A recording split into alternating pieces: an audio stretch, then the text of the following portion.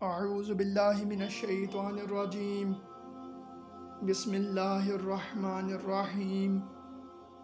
Islamic lectures کے تمام معزز دوستوں کو السلام علیکم۔ جب بندہ مومن کی موت کا وقت قریب آتا ہے تو آسمان سے سورج کی طرح چمکتے دمکتے سفید چہروں والے فرشتے جن کے ہاتھ میں جنتی کفن اور خوشبو ہوتی ہے وہ اس کے پاس آتے ہیں اور حد نظر تک اس کے پاس بیٹھ جاتے ہیں۔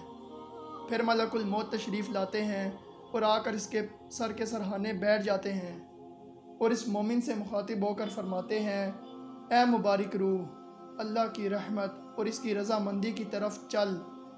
اس کے سامنے جنت کا دروازہ کھول دیا جاتا ہے۔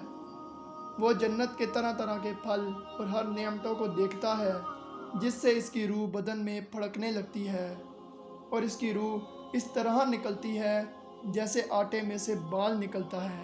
اس طرح سہولت سے اور آسانی سے اس کی روح نکال دی جاتی ہے۔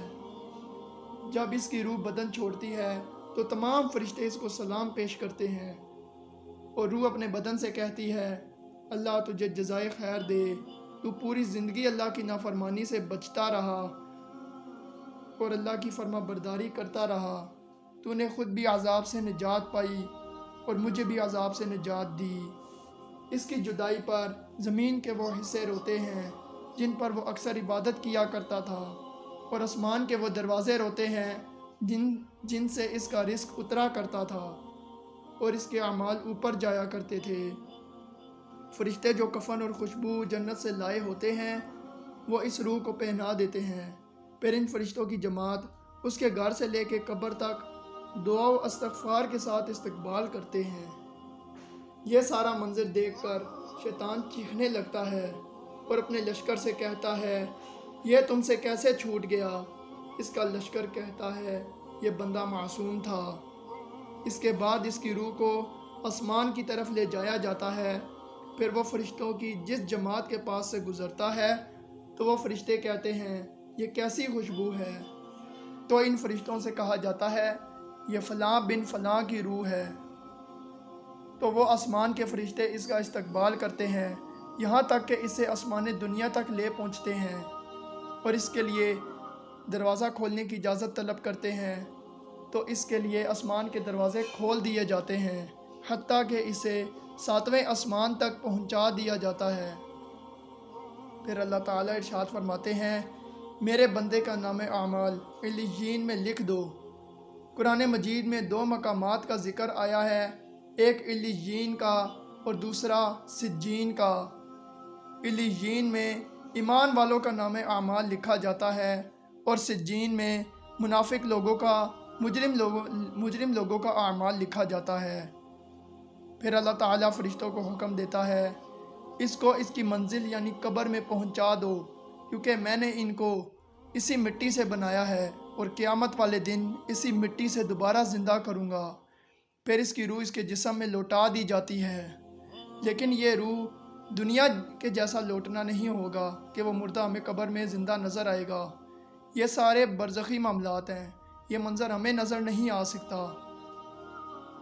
اس کے بعد 2 فرشتے اس کی قبر میں آتے ہیں، ان کی آنکھیں بجلی کی چمک کی طرح ہوتی ہیں اور ان کی آواز بادلوں کی زوردار گرج کی طرح ہوتی ہے، اور ان کے دانتوں کی کچلیاں گائے کے سنگوں کی طرح باہر نکلی ہوتی ہیں، اور ان کے منہ سے سانس کے وقت آگ نکلتی ہے۔ ان کے بال اتنے بڑے کہ پاؤں تک لٹکے ہوتے ہیں۔ سختی والا معاملہ مومن کے ساتھ نہیں کرتے، لیکن ہیبت ہی کیا کم ہے، اس قدر خوفناک ہوتے ہیں۔ ان فرشتوں کو منکر و نکیر کہا جاتا ہے۔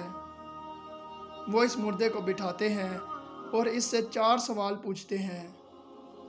بعض روایات میں 3 سوال بھی ہیں، لیکن زیادہ تر روایات 4 سوالوں کی ہیں۔ وہ فرشتے اس سے پہلا سوال کرتے ہیں، من ربک، تیرا رب کون ہے؟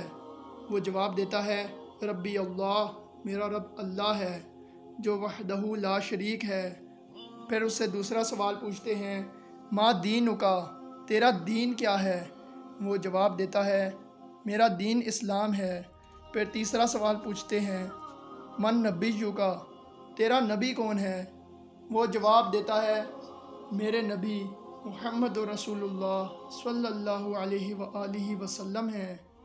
اس کے بعد اس سے چوتھا سوال پوچھا جاتا ہے کہ تمہیں یہ کیسے پتہ چلا، تمہیں ان سوالوں کے جواب کیسے آئے؟ وہ مردہ جواب دیتا ہے، میں نے اللہ کی کتاب پڑھی، اس پر عمل کیا اور اس کے حق ہونے کی تصدیق کی۔ قرآن پڑھا ہوگا تو تصدیق کرے گا نا، قرآن پڑھا ہی نہیں ہوگا تو تصدیق کیسے کرے گا؟ پھر آسمان سے ایک ندا آتی ہے، میرے بندے نے سچ کہا، اس کے لیے جنتی بچھونا بچھا دو اور جنتی لباس پہنا دو اور جنت کی کھڑکی اس کی قبر کی طرف کھول دو، جس سے جنت کی ہوائیں اور خوشبو اس کی قبر میں آتی رہے گی، اور اس کی قبر کو حد نظر تک کشادہ کر دیا جاتا ہے۔ پھر اس کی قبر میں ایک خوشنما اور خوبصورت چہرے والا نوجوان آتا ہے۔ وہ مردہ اس سے پوچھتا ہے کہ تم کون ہو؟ تمہارا چہرہ بھلائی لانے والا چہرہ ہے۔ وہ کہتا ہے، میں تیرا نیک عمل ہوں جو تو دنیا میں کرتا تھا۔ نیک عمل انسانی شکل میں اس کی قبر میں آ جاتا ہے۔ پھر مومن یہ تمنا کرتا ہے، یا اللہ جلدی سے قیامت قائم فرما دے تاکہ میں اپنے اہل و عیال کی طرف واپس جا سکوں۔ اس وقت اس مردے کو ایسی خوشی ہوتی ہے جو کبھی نہ لوٹے گی۔ اللہ پاک ہم تمام مسلمانوں کو نیک اعمال کرنے کی توفیق عطا فرمائے، آمین یا رب العالمین۔